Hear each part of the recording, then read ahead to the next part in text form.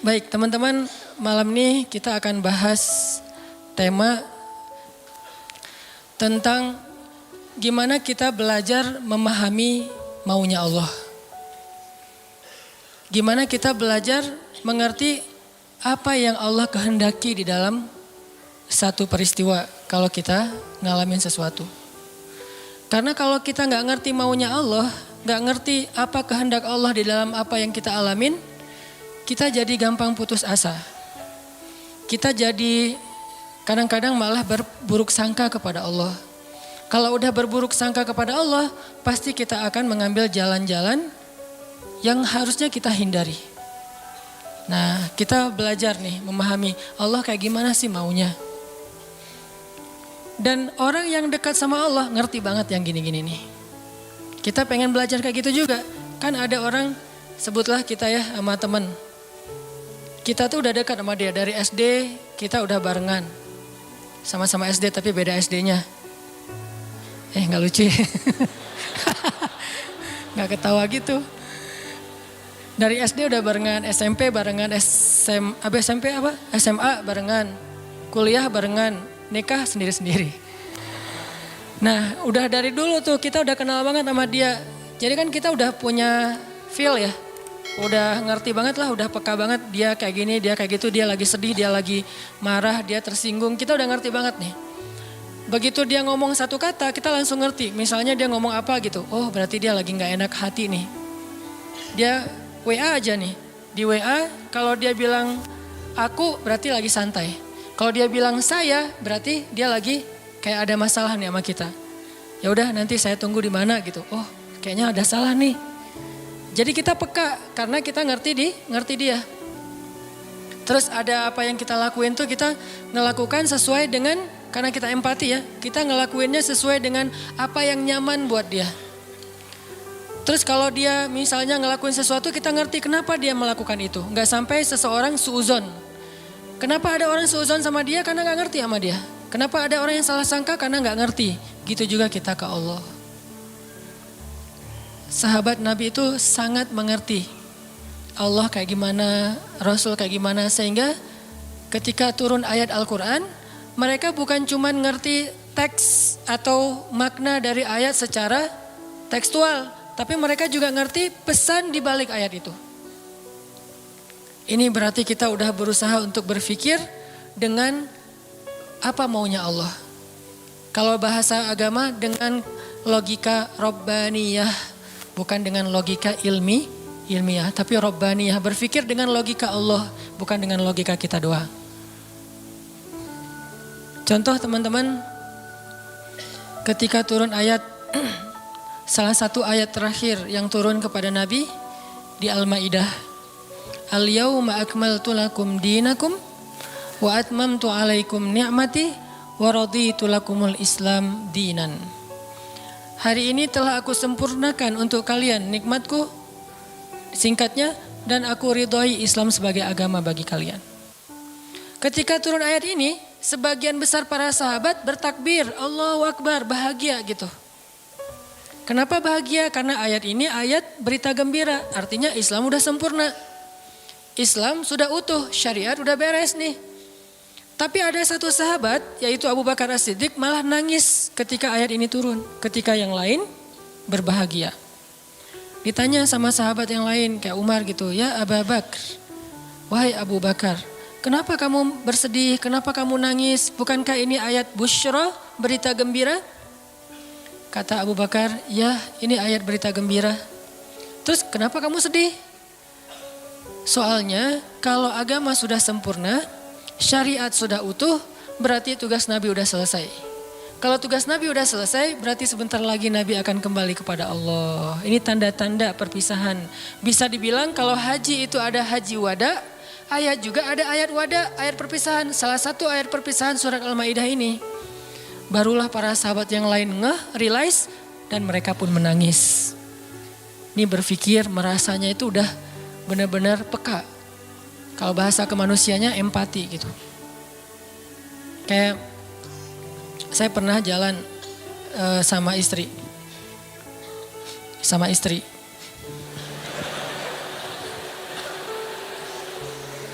Soalnya nggak mau saya jalan sendiri, pasti sama jalan sama istri. Terus diajak sama temen makan seafood, ikan panggang. Istri saya tuh udah tahu kalau saya nggak biasa dan nggak masuk nih kalau makan ikan panggang. Paling mentoknya ikan goreng atau ikan di asam pedas gitu ya, garang asam. Tapi kalau yang panggang nggak masuk. Diajak sama teman saya, Ustadz ada ikan panggang enak banget nih, seafood. Benar-benar makannya di samping laut. Saya kan nggak enak nolak undangan ya. Oh ya boleh. Istri saya langsung lirik-lirik. Dan dia nanya, ada yang digoreng nggak? Kenapa dia bisa langsung ngomong gitu? Kan tahu kan jawabannya? Nah, ada nggak yang ngerasain kita kayak gitu kalau lagi jalan? Belum ya? Duh, maaf ya salah ngomong. Yang empati sama kita, yang ngerti banget kita maunya apa, nggak sukanya apa, dia langsung ngerti, langsung minta ikan goreng. Karena saya tahu saya nggak bisa makan ikan panggang. Atau ada yang ngajak makan kayak ada terasinya, ada jengkolnya. Ini enak banget nih segala macam promo gitu. Saya diem aja. Kan nggak mungkin saya bilang saya nggak suka jengkol, nggak suka terasi. Ternyata menu favorit restoran itu justru jengkol sama terasi. Istri saya langsung mesen apa gitu. Ada telur goreng misalnya. Ini artinya udah ngerti dan berpikir merasa dengan cara empati tadi, peka. Bisa nggak kita ke Allah kayak gitu? Sehingga ketika Allah memberi kita satu hal yang kita sebut musibah, kita sebut kayak ujian, akhirnya kita tahu gimana maunya Allah, apa ada yang ada di balik suatu peristiwa yang kita alamin. Ini penting teman-teman. Kenapa? Biar kita bisa belajar sabar, belajar husnuzon dan survive dalam satu masalah. Menggunakan logika Allah. Nah, untuk itu kita coba angkat satu kisah di dalam Al-Quran yang menjelaskan tentang matematikanya Allah ini. Ada di dalam surat Al-Anfal. Coba teman-teman buka surat ke-8, surat Al-Anfal. Kita tilawah beberapa ayat pertama. Kita lihat nih logika Allah ketika kayak bentrok dengan logika hambanya. Yaitu surat Al-Anfal ayat 5. Kita baca ayat 5 sampai ayat 8. Ini salah satu peristiwa ketika logika Allah kayak bentrok dengan logika manusia. Kepengennya Allah beda sama kepengennya hamba. Terus apa yang dilakukan hamba itu, terus apa hasil setelah itu? Kita coba baca ayat 5 sampai ayat 8. A'udzu billahi minasy syaithanir rajim. Silakan.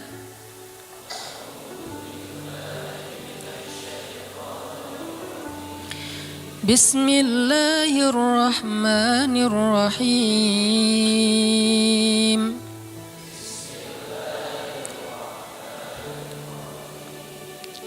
Kama akhrajaka rabbuka min baitika bil haqq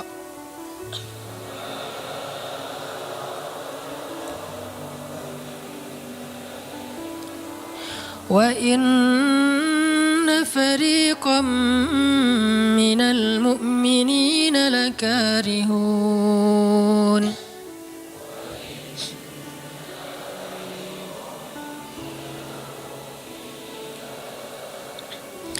يجادلونك في الحق بعدما تبين كأنما يساقون إلى الموت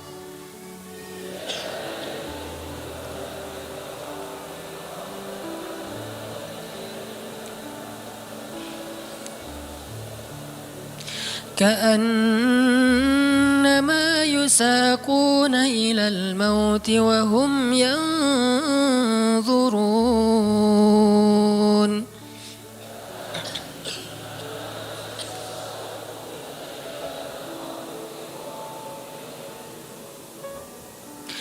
وإذ يعدكم الله إحدى الطائفتين أنها لكم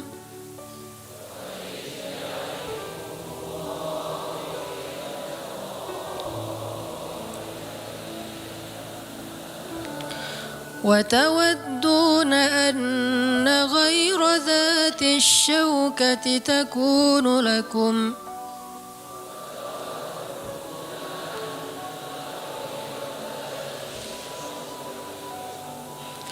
ويريد الله أن يحق الحق بكلماته ويقطع دابر الكافرين.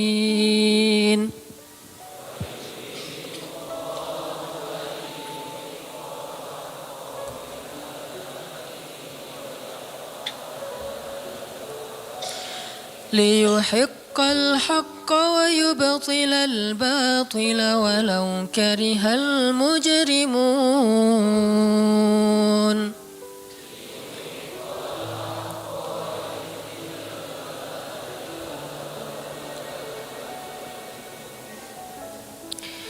Yaitu sebagaimana Tuhan kalian telah menyuruh kalian untuk pergi dari rumah kalian dengan sebenar-benarnya.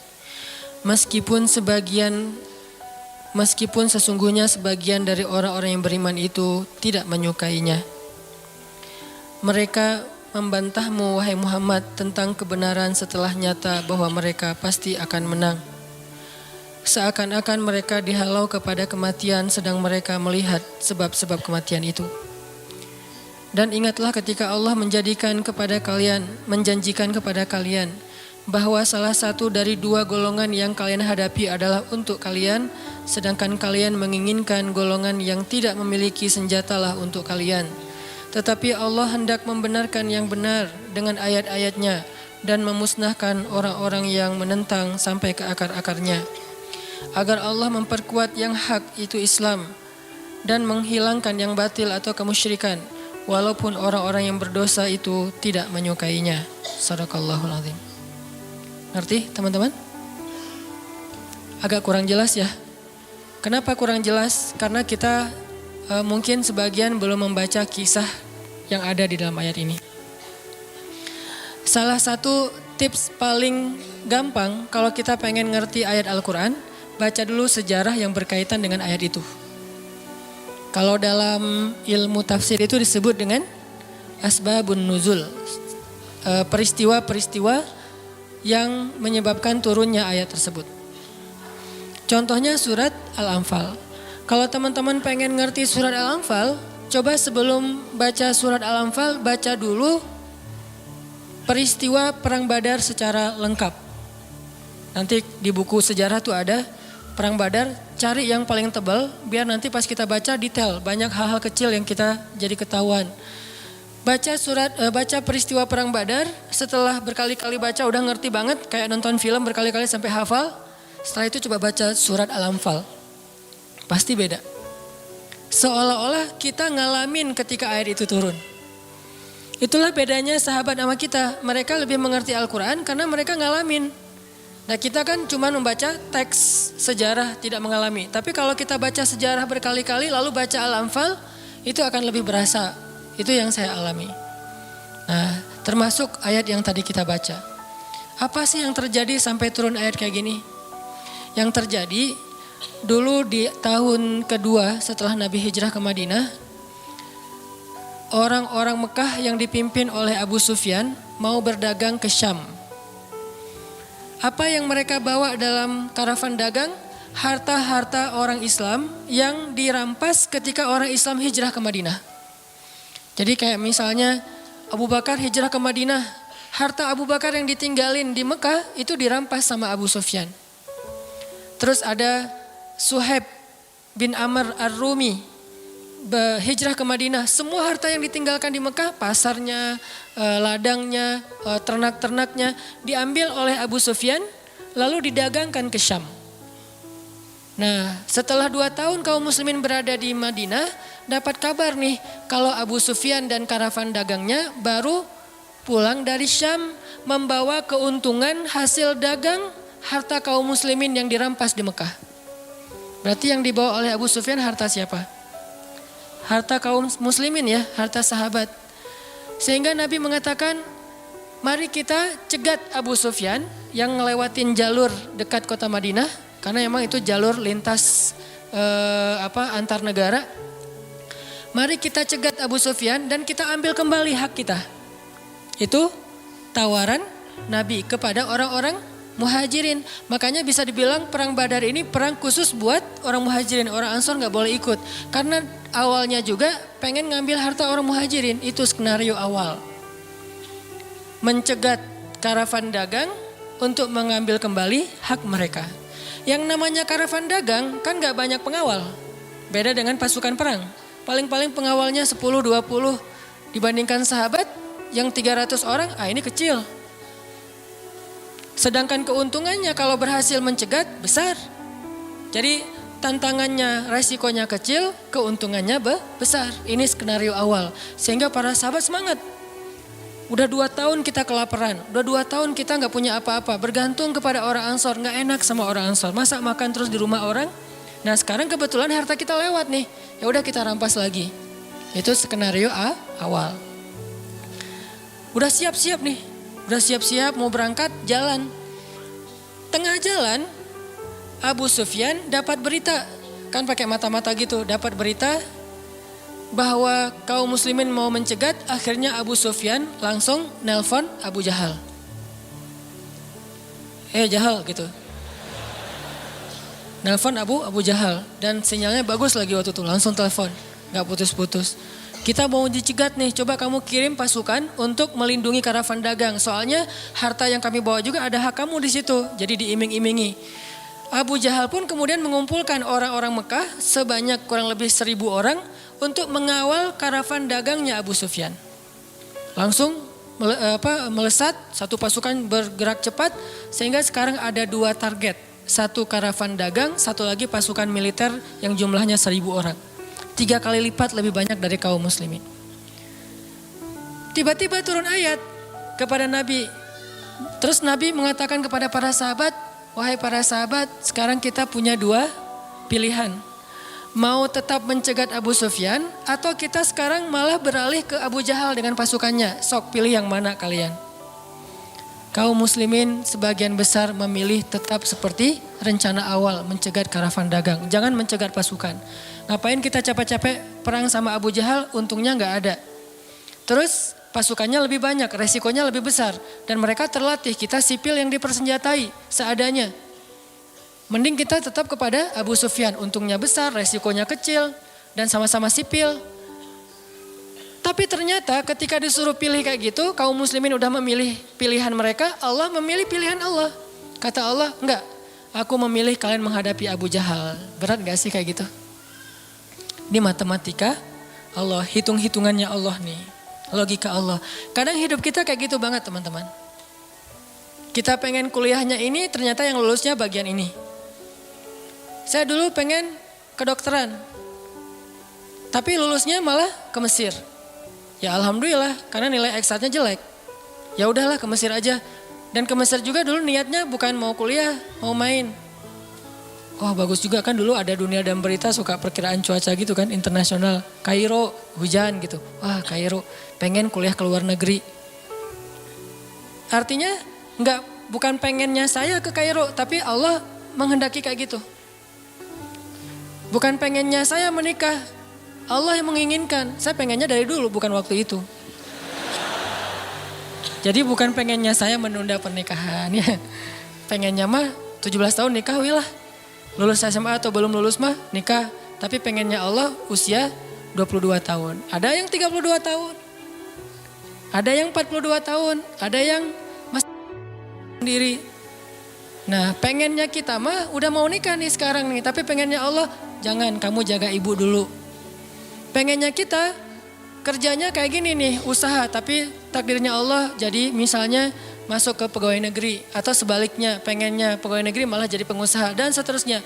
Ada lulusan sains tapi usahanya di wisata kuliner. Di usaha kuliner. Ada yang kayak gitu. Ada teman saya lulus ITB planologi. Tata kota. Tapi usaha kuliner. Tapi alhamdulillah dan sukses. Jadi kadang-kadang kepengennya kita sama Allah itu suka bentrok. Dalam kondisi kayak gitu apa yang harus kita lakukan? Termasuk kepengennya kita nggak punya anak dulu. Tapi nggak tahu gimana caranya tiba-tiba punya anak misalnya. Masih nggak tahu lagi gimana caranya ya. Kan ada tuh udah nikah, kita jangan punya anak dulu ya, karir dulu, ya aja. Tapi ternyata nggak ada ikhtiar, pasrah gitu ya, akhirnya punya anak misalnya. Kan bukan kepengennya kita. Atau pengen punya anak tapi belum punya aja, udah 15 tahun menikah belum punya anak. Kayak Nabi Zakaria, gimana nih? Ketika apa yang kita inginkan dengan apa yang Allah inginkan, kesannya bentrok. Itulah yang terjadi kepada kaum muslimin dalam perang Badar. Mereka pengen Abu Sufyan, Allah pengen Abu Jahal. Sehingga Allah katakan di ayat 5-nya, wa inna fariqam minal mu'minin lakarihun. Walaupun sebagian orang-orang yang beriman itu karihun, gak suka.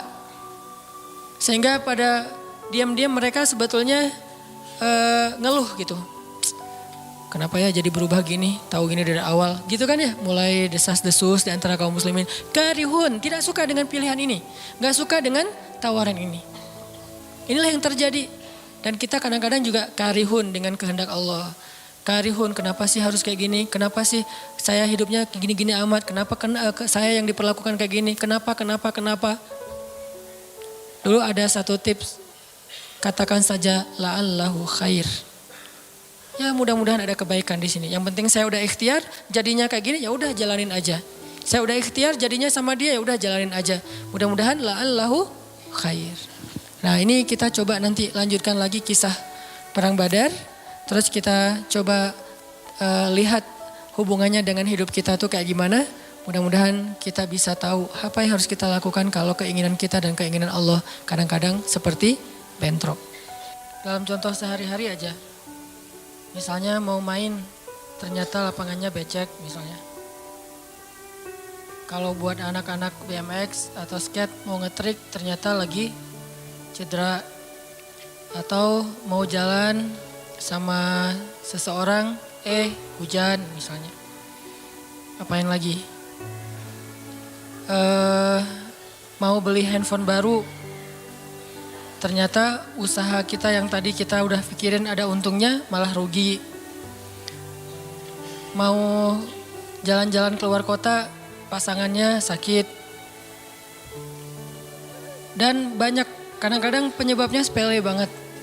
Tapi bikin kita kecewa. Nah, gimana caranya kalau kondisinya kayak gitu? Sama kayak para sahabat dulu dalam perjalanan umroh. Pengen umroh, ternyata udah sampai di perbatasan kota Mekah, gak boleh masuk, disuruh pulang lagi ke Madinah. Itu kan diceritain dalam surat Al-Fatihah. Tentang perjalanan umroh yang berakhir dengan malah perjanjian Hudaybiyah. Niatnya pengen umroh tapi endingnya perjanjian. Yang isi perjanjiannya, poin-poinnya kayaknya ngerugiin umat Islam banget. Tapi kan Allah punya rencana dan rencana Allah pasti yang terbaik daripada rencana kita. Masalahnya gimana kita bisa ridho, bisa rela kalau kondisi itu terjadi dalam hidup kita. Kita sih yakin, ini adalah qadarullah, keinginan Allah. Tapi bikin kita yakin itu jadi berbuah, yakin itu kan kayak pohon ya. Iman itu adalah pohon. Gimana biar pohon ini berbuah? Salah satu buahnya itu adalah sifat ridho, sifat nerima. Sehingga dengan sifat ridho itu akhirnya kita punya kebaikan. Kebaikannya jadi bisa survive, tenang menghadapi masalah, sabar dan seterusnya. Nah gimana caranya? Setelah kita dapat sesuatu, kita yakin kepada Allah terus jadi ridho. Nah ini belajar matematikanya Allah Subhanahu wa Ta'ala. Dan itulah yang terjadi dalam perjanjian Hudaybiyah. Terjadi kepada Siti Maryam yang tadi dibacain suratnya. Maryam gak pengen punya anak tanpa suami. Kalaupun harus punya anak, nikah dulu. Tapi Allah punya rencana lain. Rencana manusia punya anak setelah nikah. Lagian Maryam lagi belum siap menikah nih. Belum ada cowok yang pantas buat Maryam. Justru karena itulah Allah beri dia anak tanpa laki-laki. Tanpa suami. Kenapa? Gak ada suami yang pantas buat Maryam. Mungkin satu-satunya lelaki yang pantas buat Maryam cuma Nabi Muhammad. Tapi kan beda zaman. Masa Maryam harus nunggu Nabi Muhammad 300 tahun lagi kan ya? Nah ternyata karena gak ada yang pantas buat dia, akhirnya dia punya anak tanpa harus melalui seorang suami. Mungkin kita terlalu soleh sehingga nggak ada yang pantas buat kita. Pantasnya cuma bidadari, ya udah di akhirat nikahnya. Husnuzonnya mah ya. Mungkin di atas nih nggak ada yang pantas jadi imamnya, soalnya terlalu solehah. Jadi imam juga kayak ragu gitu. Aduh, ngimamin dia, hafalannya udah luar biasa, bacaannya lebih bagus, guru tahsin lah gitu. Saya baru belajar pratahsin, masa mau jadi imam seorang cewek yang guru tahsin? Karena dia terlalu keren, akhirnya nggak ada yang pantas buat dia nih. Maryam kayak gitu banget. Karena terlalu keren, terlalu soleh, sampai ulama aja ragu Maryam ini nabi atau bukan gitu. Sehingga ada dua pendapat ulama, sebagian bilang Maryam bukan nabi, orang soleh. Tapi ada ulama yang bilang Maryam itu emang nabi, satu-satunya nabi dari cewek. Satu dari 4 perempuan yang sempurna, dan di antara 4 itu kayaknya menurut sebagian ulama Maryam nomor 1 tuh. Walaupun secara usia Asia, Maryam, Khadijah, Fatimah. Tapi Maryam itu paling keren lah. Tiba-tiba hamil, datang cowok keren, baju putih, jubah putih, auranya tuh luar biasa, pokoknya cowok paling keren aja. Sampai Maryam kaget dan berta'awuz. Inni a'udzu birrahmani minka in kunta taqiyya. Aku berlindung kepada Allah dari kamu. Ketemu cowok keren malah berlindung, bukan bersyukur. Coba. Duh, keren banget ya. Astagfirullah, auzubillah gitu kan ya. Nih Maryam nih. Duh, ceweknya keren banget. Udah lama ngelihat baru auzubillah, enggak. Dari awal auzubillah. Kenapa? Ada pasangan di sebelah gitu. Ada istrinya. Nah, Maryam langsung ta'awuz, inni a'udzu birrahman minka in kunta taqiyya. Kata Jibril, cowok keren itu ternyata namanya Gabriel. Kata Gabriel, innama ana rasulu rabbik li'ahaba laki ghulaman zakiyya. Jangan takut Maryam, aku itu utusan Tuhanmu. Artinya malaikat yang pengen ngasih kamu anak yang sangat suci. Kata Maryam, anna yakunu li ghulam, gimana saya akan punya anak, walam yamsasni basyarun. Gak ada seorang laki-laki pun yang pernah nyentuh saya, nyentuh aja gak pernah. Walam aku baghiyya, dan saya juga tidak pernah merendahkan diri depan laki-laki, artinya berbuat dosa. Anna yakunu li ghulam, gimana caranya saya punya anak? Kata Jibril, kadzaliki qala rabbuki huwa alayya hayyin. Itu udah kehendak Allah. Dan itu hayyin, mudah banget buat Allah Subhanahu wa taala. Sepele banget lah buat Allah. Fahamalat, tiba-tiba Maryam hamil. Fantabadat bihi makanan qasiyya. Karena Maryam malu ketahuan hamilnya, akhirnya Maryam pun pergi ke suatu tempat yang terpencil, qasiyya, Aqsa. Aqsa itu artinya tempat yang jauh. Masjidil Aqsa disebut Al-Aqsa karena dia jauh dari Masjidil Haram. Kalau Madinah kan dekat. Masjid yang paling mulia kan ada 3 itu ya. Mekah, Madinah, Palestina. Nah, dia disebut Aqsa karena tempatnya jauh. Makanan qasiyya, tempat yang sangat jauh, terpencil, gak ada siapa-siapa. Fantabadat bihi makanan qasiyya. Fa'aja ahal makhadu. Tiba-tiba dia udah harus ngelahirin setelah sekian bulan, mungkin 9 bulan. Qalat, dia bersandar di sebuah pohon, kemudian dia berkata, ya laitani mittu qabla hadza wa kuntu nasyam mansiya. Dia kayak orang menyampaikan satu bentuk kalimat sedih, kayak kalau bahasa sederhananya kayak ngeluh gitu. Ya laitani mittu qabla hadza, aduhai seandainya aku mati aja daripada harus menanggung malu kayak gini. Maryam itu kan pemalu banget. Mahkota sifat malu itu dipakai banget sama Maryam. Makanya ketahuan hamil gak punya suami, itu buat Maryam pukulan paling luar biasa, telak banget. Walaupun dia gak berbuat dosa, tapi tetap aja orang kan ngata-ngatain dia. Ditambah lagi Bani Israel, tahu sendiri kan Bani Israel suka banget viralin fitnah. Ada apa viral langsung di Bani Israel teh. Maryam hamil di luar nikah, viral. Semua orang ngomongin mana Maryam. Terus rumahnya tuh dilemparin batu karena dianggap sebagai pembawa sial bagi Bani Israel. Dasar Maryam ngaku-ngakunya suci, sok suci segala macam. Sehingga Maryam bilang, ya laitani mittu qabla hadza. Aduhai seandainya saya mati aja sebelum ini terjadi pada saya. Sehingga saya menjadi orang yang tidak pernah dibicarakan oleh siapapun. Sedih. Berarti pengennya Maryam beda dengan pengennya Allah. Secara emosional, secara manusiawi, secara fitrah ada penolakan dan itu manusiawi. Maryam menolak. Begitu juga sahabat Muhajirin. Wa inna fariqam minkum lakarihun. Minhum lakarihun. Walaupun sebagian kalian itu dalam keadaan karih, menolak, gak suka. Emangnya kita mau nerima musibah? Pasti kita nolak kan secara spontan, fitrah, manusiawi, nolak. Ya laitani mittu qabla hadza wa kuntu nasyan mansiya. Aduhai seandainya aku mati aja sebelum kejadian ini terjadi padaku, sehingga gak ada orang yang ngomongin tentang aku. Jadi gak ada trending topik tentang Maryam waktu itu. Dia berharap kayak gitu. Semua berita buka channel mana aja Maryam. Asal buka Instagram yang muncul duluan di home tuh Maryam. Viral banget, semua orang ngomongin Maryam. Sehingga Maryam bayangin semua orang ngomongin kita se-Indonesia. Karena emang sebelumnya kan Maryam memang selebgram banget kan. Semua orang pengen nge-following Maryam. Jangankan yang cewek-cewek, yang cowok juga pengen nge-following Maryam. Cuman gak ada yang pantas. Semuanya kagum sama Maryam, respect. Tiba-tiba berubah. Kalau gak naik, jatuh kan gak berasa nih. Kita gak naik jatuh, paling keseleo dikit. Tapi kalau naiknya udah terlalu tinggi jatuh, kan lebih sakit nih. Maryam tuh naiknya udah terlalu tinggi. Saking tingginya sampai Nabi menyebut dia satu di antara 4 yang sempurna di muka bumi. Gak ada perempuan yang sempurna kecuali 4 itu.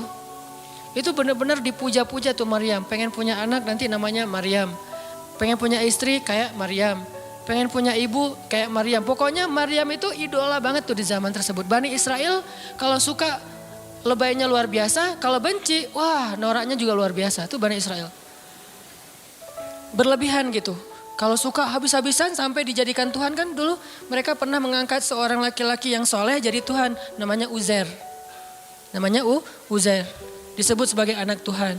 Kemudian juga Isa juga gitu. Bani Israel tuh luar biasa kalau suka. Kalau benci, wah habis-habisan juga tuh dijelek-jelekin. Kayak mereka ngejelek-jelekin Musa, Harun. Kalau Harun gak terlalu sih Musa. Kayak mereka ngejelek-jelekin Nabi, malaikat malaikat Jibril. Kan Bani Israel paling gak suka sama Jibril ya. Jadi gak ada orang Yahudi nama anaknya Gabriel tuh gak ada. Rata-rata nama anaknya Michael. Karena mereka senang banget sama Mikail, gak suka sama Jibril. Kenapa? Jibril itu kalau turun pasti bawa perintah. Wahyu kan? Jibril mah hese, bawa perintah wae gitu. Bawel Jibril menurut mereka. Kalau Mikail keren, bawa rezeki, bawa rahmat, bawa apa. Sehingga mereka senangnya sama Mikail. Dibikinlah film Jin versus Gabriel. Malah nggak yang baik itu waktu itu Jin. Kan banyak tuh film-film kayak gitu tuh. Itu memang dari dulu kayak gitu. Nah Maryam naik tinggi, dipuja-puja semua orang. Maryam, kalau ketemu Maryam fall back dong gitu-gitu. Pada wah pokoknya heboh aja sama Maryam. Tiba-tiba ada kasus, Maryam kan jatuhnya dalam banget sehingga Maryam tuh nggak siap perasaannya. Bukan karena dia sombong dan senang dipuja, tapi memang dia orang yang selama ini nggak melakukan kesalahan apapun, tiba-tiba dihadapkan dengan tuduhan yang sangat-sangat menyedihkan. Mirip dengan yang dialamin oleh Aisyah dituduh selingkuh. Orang sekelas Aisyah dituduh selingkuh kan berat banget. Kita aja dituduh macam-macam udah wah sedih kan, apalagi Aisyah. Sekelas Aisyah yang terjaga dituduh selingkuh. Maryam terjaga dituduh selingkuh. Ternyata diam-diam Maryam banyak banget ada versi gosip dia melakukannya dengan rahib. Ada gosip melakukannya sesama murid di Al-Aqsa. Ada gosip melakukan dengan Zakaria. Banyak gosip. Berat banget buat Maryam. Sehingga Maryam mengatakan, ya laitani mittu qabla hadza wa kuntu nasyan mansiya. Aduhai seandainya aku mati aja. Aduhai seandainya dulu aku gak bikin akun Instagram, pasti gak akan jadi apa-apa gitu. Nyesel udah punya akun. Udah gitu banyak lagi yang ngomongin. Akhirnya turun ayat. Turun lagi Jibril. Turun malaikat. Fanadaha min tahtiha alla tahzani. Qad ja'ala rabbuki tahtaki sariyya. Dipanggillah Maryam oleh malaikat itu. Ya Maryam, la tahzani. Kalau Abu Bakar, la tahzan. Kalau Maryam, la tahzani. Dua orang yang disebutkan kalimat la tahzan di dalam Al-Quran. La tahzan, innallaha ma'ana. Siapa? Abu Bakar.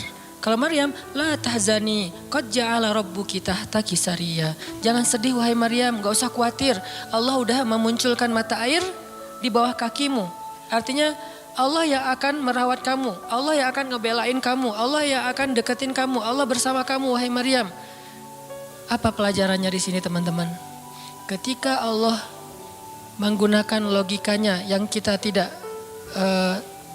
bayangkan, yang awalnya kita tolak, itu artinya Allah sedang memberikan kita kesempatan hanya akan ditolong oleh Allah saja, tidak oleh makhluk.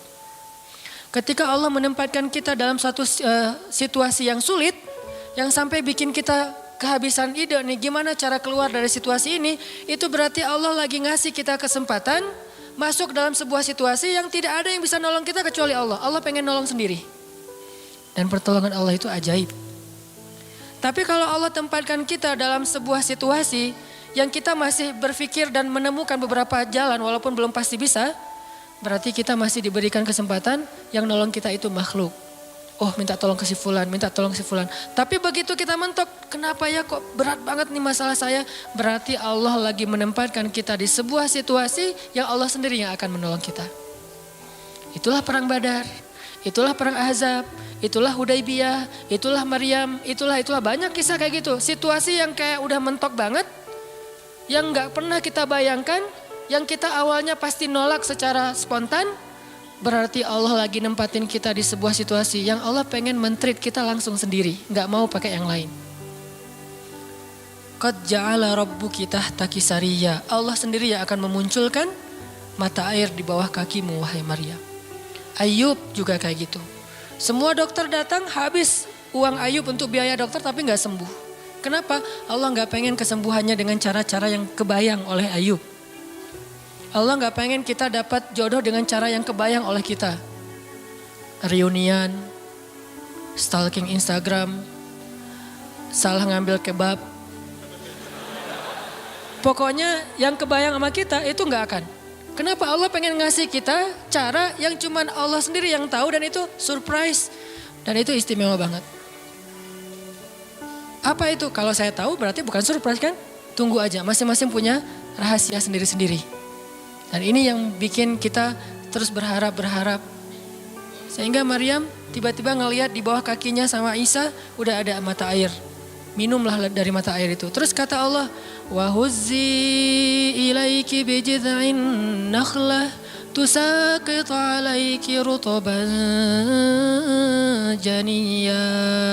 Ya Maryam, goyangkan pohon kurma yang ada di sebelahmu. Kan dia tadi bersandar di pohon kurma pas ngelahirin. Terus disuruh goyangin tuh pohon kurma. Saya pernah bilang, bayangin gimana seorang perempuan yang baru ngelahirin, yang lagi lemah disuruh goyangin pohon kurma. Pohon kurma itu ukuran diameternya sebesar meja ini nih. Lebih besar daripada diameter pohon kelapa. Bayangin, ngegoyang pohon kurma sebesar ini, seorang perempuan, goyang gak tuh pohon? Gak bakal, laki-laki aja gak goyang, apalagi sendiri. 10 orang laki-laki aja ngegoyang pohon kurma segede ini, belum tentu goyang. Goyang aja enggak, apalagi sampai ngejatuhin buah kurma. Kalau buah kurma yang udah tua jatuh masih mending, nih yang muda jatuhnya tuh. Berarti kan goyangnya lumayan tuh. Berapa skala Richter ya? Yang muda jatuhnya rutoban, janiyya, bukan kurma yang tamar, yang udah tua, yang udah emang dihembus juga pakai angin, jatuh enggak. Wahuzzi, goyangkan pohon kurma itu ya Maryam. Apakah Maryam berpikir, Allah kalau ngasih perintah yang logis deh, enggak kan? Kan Allah tahu ini pohon kurma dan saya baru ngelahirin, masa disuruh goyang? Enggak. Logika kayak gini, pertanyaan kayak gini enggak muncul dari orang yang udah pasrah banget sama Allah, yakin kalau Allah yang perintahkan lakukan aja deh. Gak usah tanya gimana nanti hasilnya, itu bagian Allah, bagian kita ngelakuin apa yang Allah perintahin, disebut dengan ikhtiar. Kadang-kadang ikhtiarnya gak nyambung dengan hasil, tapi Allah suruh, ya udah lakuin aja. Maryam pegang tuh pohon, baru digoyang dikit udah langsung berguncang. Tusakit alaiki, jatuhlah, bukan jatuh, berjatuhanlah. Berarti banyak nih. Berjatuhanlah untukmu rutoban janiyya, buah-buah kurma yang masih muda tapi manis. Artinya apa? Hasilnya Allah yang pilih. Kurma yang mana yang mau jatuh, dengan rasa apa yang mau jatuh, yang jaraknya sekian dari tempat duduknya yang Maryam yang akan jatuh. Allah yang menentukan hasil, tugasnya Maryam cuma ngegoyangin dong walaupun gak mungkin akan terguncang. Ini iman, belajar iman. Allah yang suruh ya sudah saya lakukan.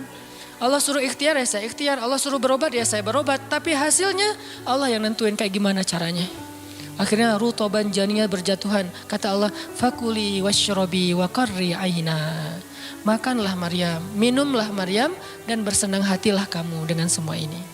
Sehingga kata Nabi komen setelah baca ayat ini nih. Nabi komen. Komen Nabi apa? Korma dan manusia itu ada hubungan sejarah. Diciptakan dari jenis tanah yang sama.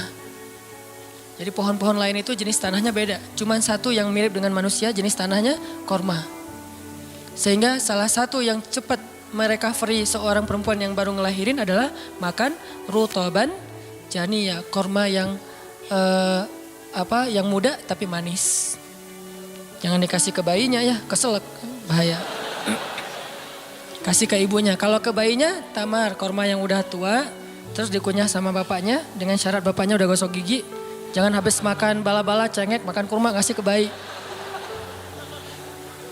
Kasih ke bayi yang tua, kasih ke ibunya yang muda. Dan itu cepat merecovery seorang perempuan.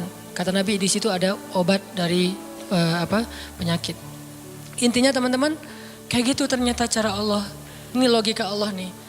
Sehingga ketika kaum muslimin, balik lagi ke surat Al-Anfal, dihadapkan dengan satu pilihan yang mereka nggak pernah ngebayangin dan secara spontan karihun menolak, maka Allah Subhanahu wa taala menyampaikan kenapa Allah memilih itu. Karena kata Allah, tujuan dalam pencegatan ini bukanlah mengambil harta, tetapi untuk menunjukkan mana yang benar, mana yang batil. Ya sudahlah, daripada menentang Allah, sami'na wa ata'na, ikut. Walaupun sebetulnya hatinya masih karihun, gak rela gitu. Ikutlah pilihan Allah dan Rasul. Mereka pun ganti rute, dari yang tadi rute mau mencegat Abu Sufyan, sekarang rute kepada Abu Jahal. Mulai ngutus mata-mata Abu Jahal, berapa pasukannya segala macam. Bermalam di sebuah tempat di daerah situ. Malamnya Nabi itu gak bisa tidur. Nabi sepanjang malam beristighosah. Jadi istighosah itu teman-teman salah satu di antara sunnah-sunnah Nabi SAW. Apa istighosah artinya? Doa yang sangat lama. Nabi malam itu sama Abu Bakar berdua gak tidur. Yang lain pada tidur kan besok mau perang nih. Malam ini mereka tidur, besok mau tanding aja disuruh tidur kan ya. Apalagi besok mau perang. Tidur, wajib tidur. Yang belum tidur pokoknya pura-pura tidur. Tidur aja. Kayak kita besok mau akad kan harus tidur ya. Walaupun susah tidurnya.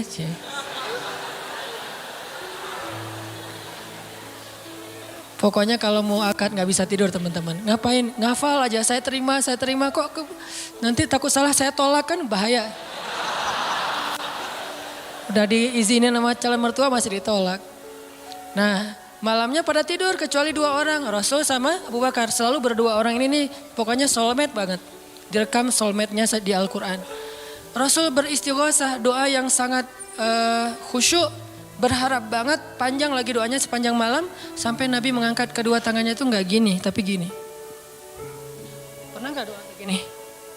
Nah makanya masih sendiri ya. Coba istighosah, ya Allah. Langsung tuh.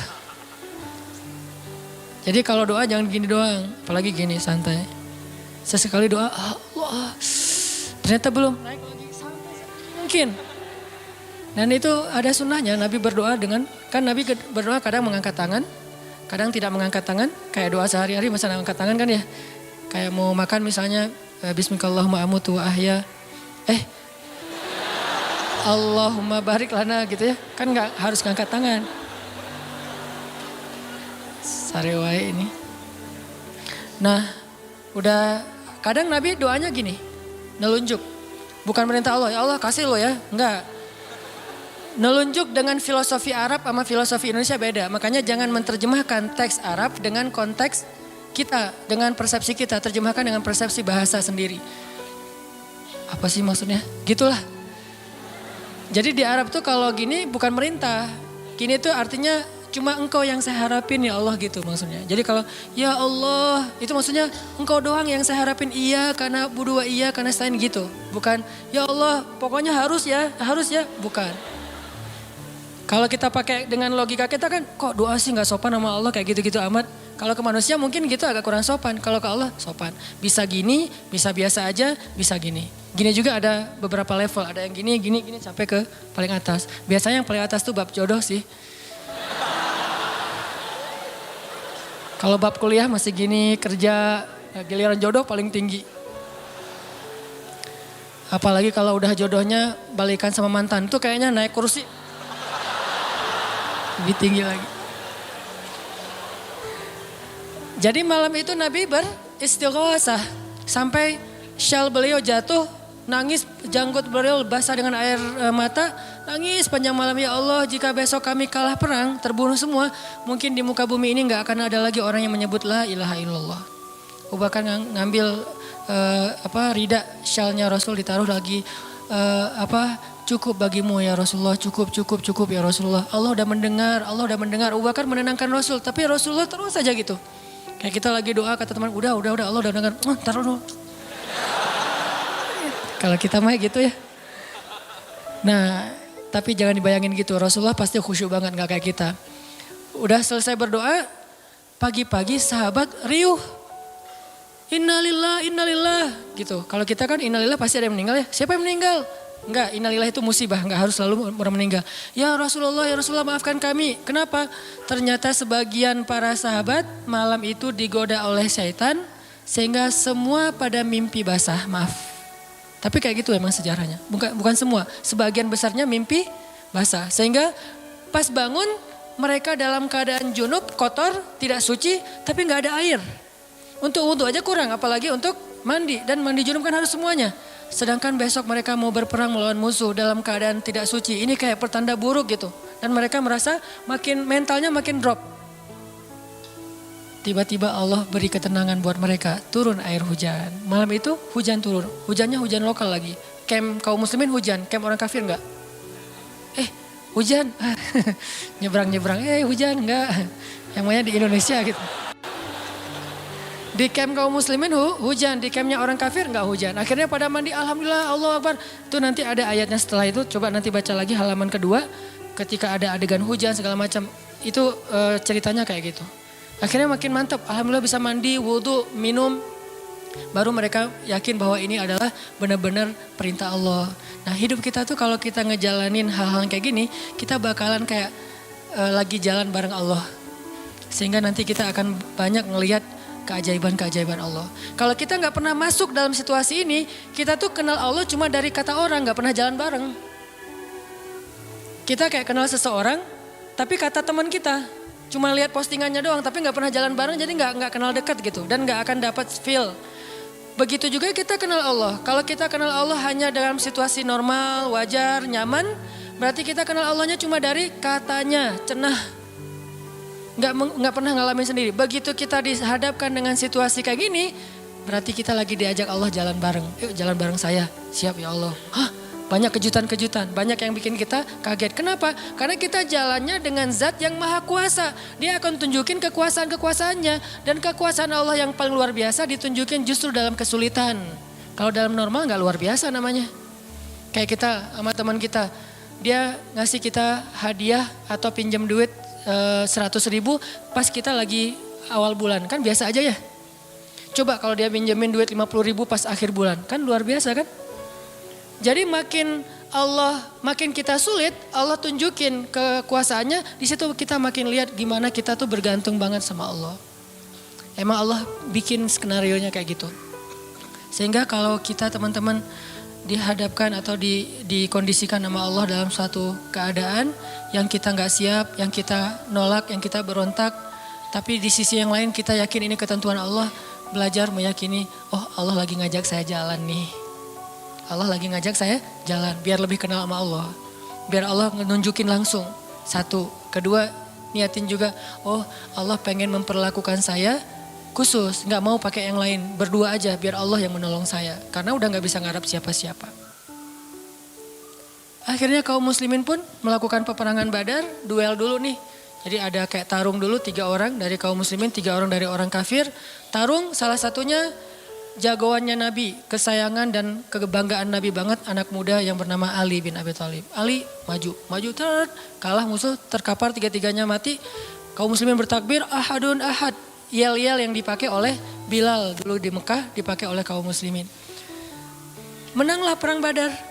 Dan dalam peperangan itu Allah tunjukkan yang luar biasa, kaum muslimin ditolong oleh makhluk yang turun dari langit berbondong-bondong, terbang menyambar dengan pakai ikat kepala berwarna hijau.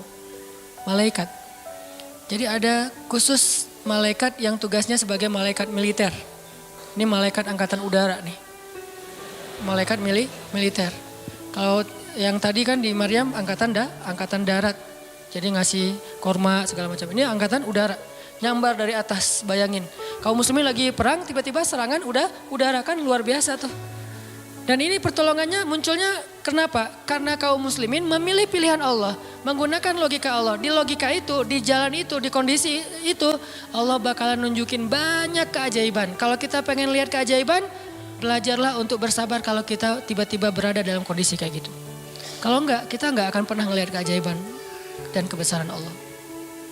Tiba-tiba datang malaikat nyamber, terus pergi lagi, nyamber lagi. Itu berbondong-bondong tuh, ribuan malaikat. Ngapain sih kok banyak banget ribuan malaikat? Sebetulnya satu malaikat juga ngehembus kan habis tuh orang kafir ya. Ya apaan sih orang-orang, habis kan ya. Gampang kan buat malaikat, kenapa sampai ribuan? Kata Allah alasannya bukan untuk ngancurin orang kafir. Alasannya untuk meneguhkan orang beriman. Jadi Allah kirim banyak tujuannya untuk meneguhkan orang beriman. Sehingga bertambahlah keyakinan mereka kepada Allah Subhanahu wa taala. Kita aja yang memang tidak diberikan kesempatan bisa ngelihat malaikat. Tapi malaikat tuh nolongin kita. Terutama nolongin teman-teman yang masih fisabilillah. Itu Allah, malaikat dekat banget sama mereka.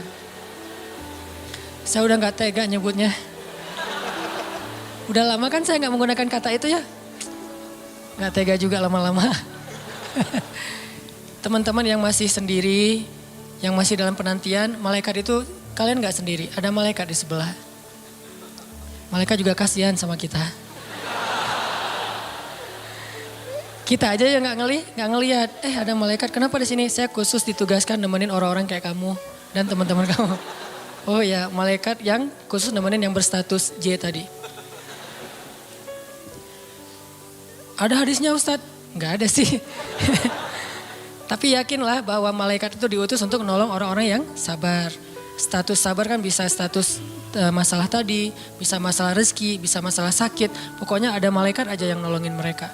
Ngedoain mereka, berselawat untuk mereka, memberikan naungan rahmat untuk mereka. Pokoknya banyak tuh. Apalagi para sahabat yang tadi mau memilih pilihan Allah walaupun awalnya nolak, karihun.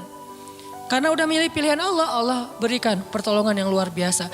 Mungkin kalau tadi mereka maksain pilihan sendiri, bisa jadi dua-duanya gak dapat. Abu Jahal gak dapat, Abu Sufyan gak dapat apa-apa.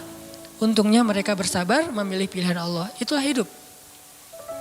Makanya teman-teman, kalau pas kita dapat satu musibah atau satu masalah, satu ujian, kehilangan sesuatu, itu berarti kita dikasih kesempatan untuk ngedapetin sesuatu yang lebih baik.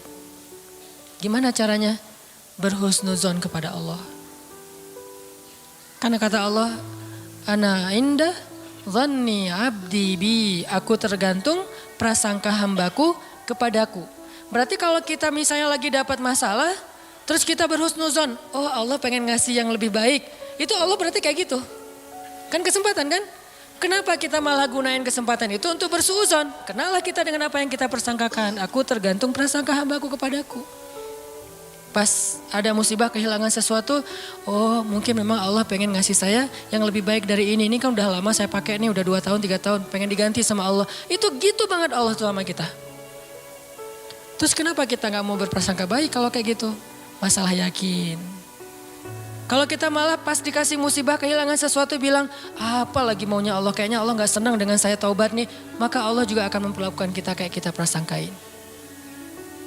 Makanya kalau kita dapat musibah, ujian, itu berarti kita dikasih kesempatan untuk memikirkan sesuatu yang baik yang akan Allah kabulkan. Kalau nggak dikasih itu, berarti kita nggak dikasih kesempatan memikirkan yang lebih baik. Begitu dikasih, oh saya harus mikirin yang lebih baik nih. Kayak gitu aja terus. Apapun musibahnya. Termasuk yang tadi gagal dalam hubungan, diputusin atau ditolak. Kita mikirin, oh berarti Allah mau ngasih yang lebih baik dari dia. Ternyata tetap ujung-ujungnya dia juga. Kok bisa? Oh berarti dia diperbaiki sama Allah. Dibuat lebih baik, dibuat lebih soleh, lebih pantas, baru bareng dengan kita. Coba kalau nggak dibuat lebih soleh udah langsung jadian. Kan bisa bahaya juga buat kita. Stres juga kan mikirnya ya. Makanya Nabi mengatakan sebaik-baik perhiasan adalah istri yang soleha. Itu benar-benar menyenangkan hati. Kebahagiaan bagi laki-laki itu adalah memiliki seorang istri yang soleha. Istri yang soleha itu bukan cuman istri yang hafal Qur'annya banyak, yang hafal hadisnya bukan wawasan. Istri yang soleha itu istri yang akhlaknya baik. Yang kalau kita ngelihat dia langsung bahagia. Jadi pulang ke rumah itu gak pernah nyetel TV. Kenapa papa gak pernah lihat TV? Kan lihat mama. Ya. Yang lama nonton TV pasti ini gak nyaman ngelihat istrinya nih. Jadi kalau sampai rumah bikin kopi, duduk di tengah ruangan, lihat istri lalu lalang gitu. Pak, TV-nya di situ, ngapain ke sana kemana mama pergi? Itulah hiburan buat papa. Berat juga Pernah nggak ngomong kayak gitu? Belum. Gimana mau ngomong, nggak ada orangnya ya. Nanti kalau udah ada gitu tuh. Makanya saya jarang nonton TV Sering nonton YouTube soalnya. Nah ini ya teman-teman. Jadi kita berprasangka begitu dikasih musibah, oh berarti Allah pengen ngasih yang lebih baik. Yang terbaik deh yang kita prasangkain. Karena Allah akan kayak gitu banget. Inilah rahasia matematika Allah. Ya Allah berlakukan kepada Ahlu Badar. Ya Allah berlakukan kepada para sahabat yang berjanjian Hudaybiyah, Bai'atul Ridwan. Ya Allah berlakukan kepada Siti Hajar, Maryam, dan banyak lagi kisah-kisah yang benar yang disebutkan di dalam Al-Quran. Mudah-mudahan nambah yakin kita bukan minta musibah, tapi emang itu fitrah kehidupan manusia. Udah kayak gitu sunatullah, semua yang hidup pasti dikasih ujian. Jangankan orang biasa, jangankan orang beriman, orang biasa aja dikasih ujian, apalagi beriman. Beriman itu pasti dikasih ujian sama Allah, cuman karena ujian itulah Allah memperlakukannya lebih istimewa daripada orang lain. Jadi siapa orang yang paling istimewa di mata Allah? Yang paling banyak diuji. Jadi jangan pede dulu bahwa kita lebih istimewa di mata Allah gara-gara kita ibadahnya lebih bagus dari teman kita.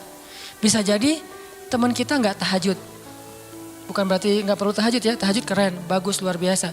Tapi ini kalau kita ke orang lain gitu, misalnya kita udah tahajud, misalnya kita udah taklim, misalnya kita udah tilawah, misalnya kita udah sedekah, misalnya. Terus kita ngerasa kayak lebih baik dari orang lain, jangan. Karena bisa jadi ibadah teman kita, diam doang tuh. Ngapain? Sabar menghadapi ujian, itulah ibadahnya. Bisa jadi orang yang paling mulia di mata Allah itu orang yang sedang sakit di rumah sakit atau di rumahnya yang gak bisa berobat bertahun-tahun. Pas kita lihat ke dia mah gak, ibadahnya gak dahsyat kayak kita. Gak pernah ikut taklim, tilawahnya sedikit-sedikit, paling juga yang dia hafal aja karena udah gak bisa baca saking sakitnya. Tapi ibadahnya itu 24 jam sehari, lewat apa? Sabar menghadapi ujian sakit. Berarti bisa jadi teman kita yang baru diputusin itu lebih mulia daripada kita yang baru jadian. Jadi jangan ngeledekin ya, jangan suka membuli lah. Karena yang dibully itu bisa jadi lebih mulia daripada yang membuli. Astagfirullahaladzim. Ya. Itulah teman-teman kajian tentang matematika Allah. Mudah-mudahan kita mengerti. Maksud mengerti di sini meyakini, bisa bertambah yakin sama Allah dan bisa diterapin. Tadi kalau dikasih ujian, berarti kita punya kesempatan berprasangka baik supaya kita dapat apa yang kita prasangkakan. Kalau dikasih ujian berarti Allah pengen ngajak kita jalan berdua nih. Kalau dikasih ujian berarti Allah pengen memperlakukan kita secara khusus. Gak mau yang lain bantu kita, pengen Allah doang yang bantu. Dan itu keistimewaan dari Allah.